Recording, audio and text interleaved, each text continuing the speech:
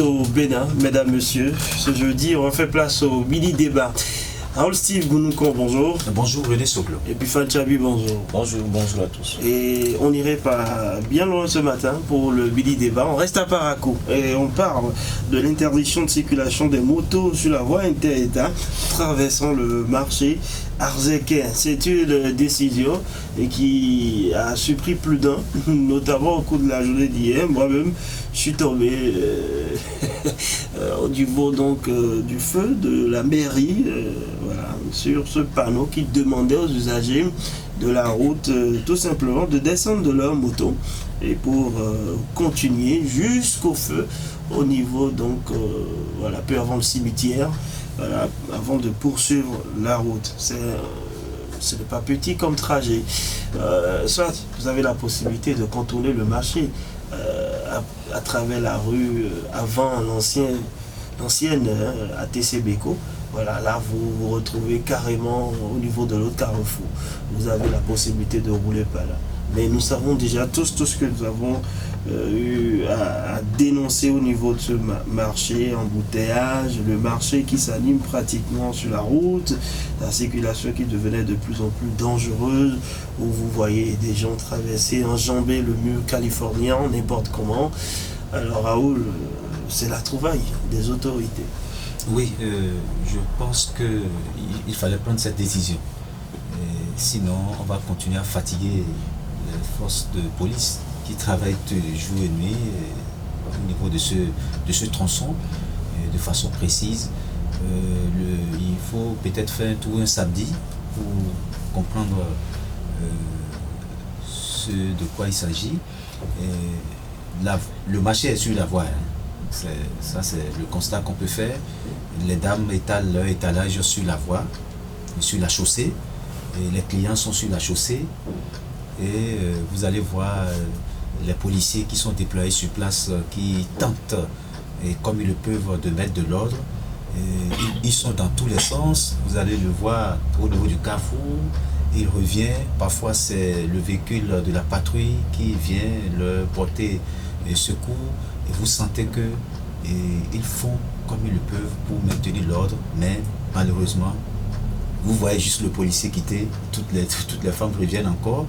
Il y a aussi les vendeurs ambulants qui sont sur le mur californien, vous l'avez dit. Et donc les enfants aussi. Parfois c'est des coups de frein que vous entendez. C'est de l'insécurité totale à ce niveau-là. Et donc je pense que la décision, elle est salutaire. Elle est salutaire en ce sens que non seulement vous n'êtes pas sans savoir que les autorités d'abord sont là pour assurer la sécurité des personnes et des biens, la sécurité des populations de façon générale. Et donc, à ce niveau, c'est que il fallait prendre cette décision pour obliger les uns et les autres à être plus sécurisés. Et à partir du carrefour dont vous parlez, jusqu'à l'autre carrefour, on est déjà au marché.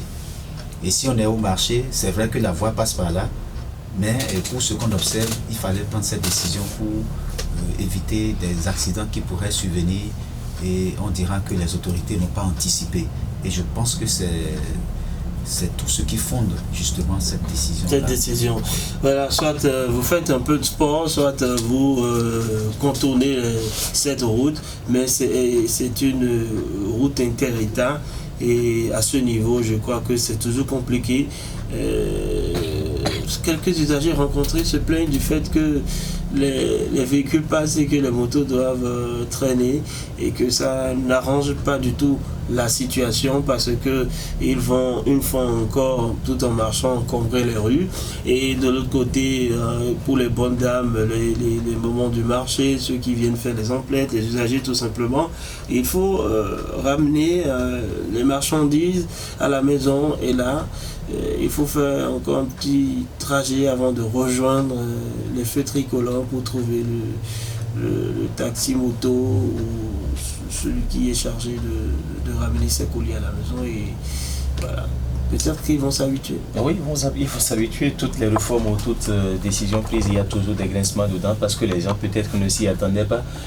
Ils finiront par s'habituer un jour. Mais moi, je crois que ces usagers-là, contrairement que de décrire la mesure, devraient la saluer. Raoul a décrit tout à l'heure tout ce qui se passe là-bas. Et je n'ose pas dire qu'il n'y ait pas une seule personne à Parakou ici qui ne puisse quand même pas décrire de cette même façon cette situation. Oui, mais ce qu'il faut souligner, on ne peut pas interdire aux véhicules de prendre par là. C'est une voie inter-État. C'est une voie inter-État. Et ce qui fait aujourd'hui, ce qui motive cette décision-là, c'est le constat que Raoul a décrit tout à l'heure. Quand vous allez voir, surtout beaucoup plus les conducteurs de taxi moto qui stationnent à ces lieux-là, il y a des gars de vélo. Oui, il y a eu je sais pas, il y a eu des saisies de motos. Oui, hein. oui. Il y a toujours de l'encombrement. Même pas plus tard qu'avant-hier, au niveau du marché dépôt, je crois qu'il y avait une mesure qui s'assimile un peu à ça. Vous n'avez plus l'autorisation de stationner à l'entrée du marché. C'est encombrant. C'est encombrant et même parfois c'est difficile pour ceux qui sont à pied de pouvoir circuler pendant que les motos faufilent entre les personnes dans le marché. C'est difficile surtout au niveau donc, du marché à Zéké. C'est complètement compliqué parfois. Quand vous y allez, vous prenez la peine de peut-être mettre votre engin à l'abri et à pied. C'est difficile. C'est difficile de négocier le passage avec des conducteurs de taxi moto, des gens qui sont venus pour des achats dans le marché, tel qu'il a dit. Et c'est quand la police vient que tout le monde commence par se chercher un chemin, on se cogne. Parfois même si vous avez des trucs qui sont cassables dans votre sac, c'est que un conducteur vous cogne votre sac par derrière. C'est quand même tout simplement compliqué. Mais un commerçant m'a confié que c'est un manque à gagner. Hein, et peut-être parce que pour ceux qui ont des boutiques là, et si des gens viennent pour acheter, ils seront obligés de traîner les motos. S'ils ne veulent pas, ils seront obligés d'aller ailleurs. Non, c'est contrairement à moi, je crois que ce n'est pas un manque à gagner. Même au moment où il y avait eu cette mesure. Quelqu'un posait par exemple, parce que je les ai écoutés, ou mettre sa moto pour aller vers la boutique par exemple. Il y a des gars de vélo. Quand vous allez, vous garez, vous revenez faire vos achats et puis après vous repartez chercher votre engin. C'est beaucoup plus simple et c'est sécurisé. Quand vous êtes stationné là et que la police commence par... Je vous parle de la distance. Vous savez, aujourd'hui de plus en plus on n'aime plus marcher. Il faut marcher. Ça fait un peu de sport pour ces personnes-là aussi. Vous le dites, mais habituellement, en son temps, quand on vous demandait de faire cette petite marche, justement, c'est ce que je voulais dire, c'est une habitude, il faut garer à l'intérieur parce que c'est beaucoup plus sécurisé. Mais non, moi je ne fais que rapporter ce que j'ai entendu. Je pense, sinon la décision, moi je salue la voilà, justement.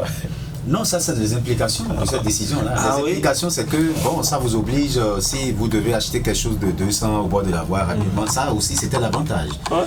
Juste, vous êtes sur la moto, vous achetez et puis vous continuez. Bon, ça ce n'est plus possible.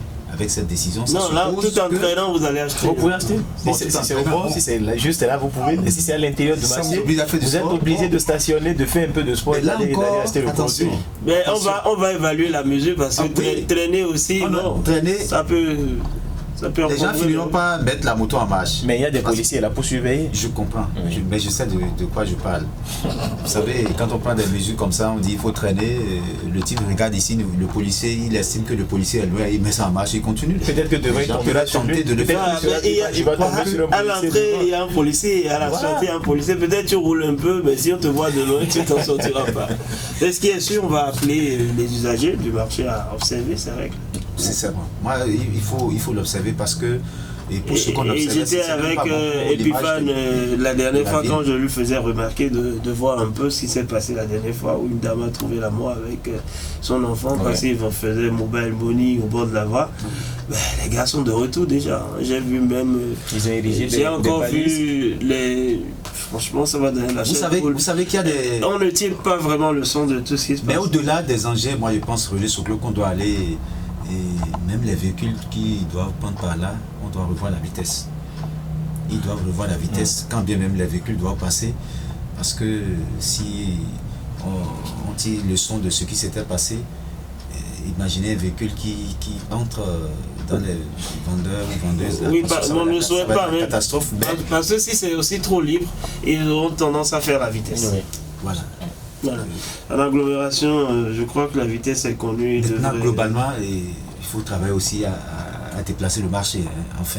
Parce que pour moi, c'est un gros projet. C'est un gros projet. Si vous avez les moyens pour ça, il faut déjà travailler à combler les trous de la route au niveau de l'ancienne station Sonacop là, ODA travailler à dégager les bêtes de nos rues et prier que le projet Assoitage prenne fin avant de lancer ce gros projet. Il faut travailler à finir le marché gaiement. Merci à vous, Raoul, Steve. On fera déjà avec ce que nous avons ce matin avant de lancer ce gros projet du marché dont vous parlez. On espère que ça fait partie des priorités également des dirigeants. Merci à vous.